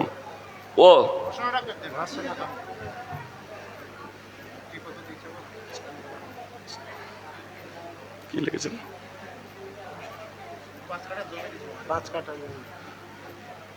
ও এখানে দান করেছেন। ও আজিজুল মোল্লার বোন মৃত শাহিদা বিবির নামে 5 কাঠা জমি লক্ষ্মীজোলার মাঠে এই মাদ্রাসার নামে দান করছেন। আল্লাহ তুমি তার দানকে কবুল করে নাও। আল্লাহুম্মা সাল্লি আলা আলি ফুলানা। মাদ্রাসার শিক্ষক শেখ ইমানি মোল্লা সাহেব ডিসেম্বর মাসের পূর্ণ বেতন মাদ্রাসায় দান করেছেন। আলহামদুলিল্লাহ। আমার শিক্ষক মহাশয় একটু আগেই যিনি এসেছিলেন, বললাম যে ইমানি মোল্লা সাহেব, যে যারা গ্রামে চিনছেন, অত্যন্ত সৎ, আল্লাহ ভীরু। আল্লাহ তাআলা তাকে যতদিন বাঁচবেন দ্বীনে ইসলামের খিদমত করার এবং সুস্থ থাকার তৌফিক দান করেন। আল্লাহ তাআলা তার এই মহৎ দানকে বর্ধিত আকারে কবুল করেন, আমিন। বেনামে এক ডক্টর সাহেব সলুয়াডাঙ্গা গ্রামের বাসিন্দা জালসা উপলক্ষে 7-12-25-এ 30,000 টাকা দিয়েছিলেন, আর আজকে 30,000 টাকা, মোট 60,000 টাকা। আল্লাহুম্মা সাল্লি আলা আলে ফুলান। আল্লাহ তাআলা তার দানকে কবুল করুন, আমিন। মাস্টার মৃত রফাতুল্লাহ মোল্লা, ছেলে আতাউর রহমান মোল্লা বাবা মায়ের নামে 15,000 টাকা দান করেছেন। আল্লাহ তাআলা তার দানকে কবুল করুন, আলহামদুলিল্লাহ। সুপ্রিয় ভাই এবং বোন, বাবা মা যদি বেঁচেও থাকে, পয়েন্টটা জেনে রাখুন, বাবা মা যদি বেঁচেও থাকে, বাবা মায়ের নামে দান করুন, দাদা দাদির নামে দান করুন। জি, কেন? এই 15,000 টাকা যে দান করলেন, নিজের নামে দান করলেও 15,000 টাকার নেকি পাতেন। আর যে বাবা মায়ের নামে দান করেছে তারাও নেকি পাবেন, ইনিও নেকি পাবেন, একটা নেকি কম হবে না, ইনার নেকি থেকে কমানো হবে না। বুখারী মুসলিম সহ বিভিন্ন হাদিস গ্রন্থে হাদিস আছে, সুনানে ইবনে মাজাতে হাদিস আছে। এক ব্যক্তি এসে আল্লাহ রাসূল সাল্লাল্লাহু আলাইহি সাল্লামকে বলল, আমার মা মারা গেছে, আল্লাহ রাসূল আমি যদি তার জন্য দান করি তাহলে সে কি নেকি পাবে? বলছে হ্যাঁ পাবে। আল্লাহ রাসূল সাল্লাল্লাহু আলাইহি সাল্লাম বলছে তুমিও পাবে, সেও পাবে, তুমিও পাবে। বুখারী এবং মুসলিমের বর্ণনা, নেকি থেকে কমানো হবে না, নেকি থেকে কমানো হবে না। দান যদি করা হয় নিজের নামে তো শুধু নিজে পাওয়া যাবে। স্ত্রী যদি দান করে, স্ত্রী যদি দান করে স্বামীর টাকা বাবা মায়ের নামে, বাবা মাও পাবে। স্বামী শুনলো যে আমার স্ত্রী মাদ্রাসায় টাকা দান করে দিয়েছে, স্বামীর রেগে গেল না, সম্পদটা স্বামীর কিন্তু স্ত্রী দান করেছে, ক্ষতি সাধনের লক্ষ্য উদ্দেশ্য নয়, স্বামীর সম্পদ থেকে কিছু দান করেছে, আর স্বামী শোনার পরে সন্তুষ্ট হয়ে গেছে। তো স্ত্রীও পাবে, স্বামীও নাকি পাবে, তার বাবা মাও নাকি পাবে, ছেলেকে দিয়ে পাঠিয়েছে তো ছেলেও নাকি পাবে। কারো নাকি একটা নেকি কারো কমানো হবে না। আম্বিয়া শেখ তার মা মিলে, আম্বিয়া শেখ ও তার মা 11,500 টাকা দান করেছেন। আল্লাহ তুমি সেই দানকে কবুল করে নাও। কাবির খান মোহাম্মদপুর থেকে 10,000 টাকা দান করেছেন, আল্লাহ তাআলা তার দানকে কবুল করো। আকরাম শেখ চরকতলা 10,000 টাকা দান করেছেন, আল্লাহ তার দানকে কবুল করো। ভাটা সন্দীপুর JBF 01 ভাটা সন্দীপুর মৃত ইহিয়া হোসেন নামে এক গাড়ি ইট দান করেছেন, আল্লাহ তার দানকে কবুল করুন, আমিন। হাবিব আলী চুমড়িগাছা 5,000 টাকা দান করেছেন, মৃত রবিউল হান্নান বেগুনবাড়ি থেকে 5,000 টাকা দান করেছেন, আল্লাহ তাআলা তাদের দানকে কবুল করুন। মোহাম্মদ নুর ইসলাম ফার্ম 5,000 টাকা দান করেছেন, আল্লাহ তাআলা তার দানকে কবুল করুন। জি সুপ্রিয় ভাই এবং বোন, আমি আপনাদেরকে বলছিলাম যে আমার ভাই কণ্ঠস্বর খুব সুন্দর, কোরআনের হাফেজ আব্দুর রহমান আদিল, আপনি চলে আসুন। চলে আসছেন নাকি?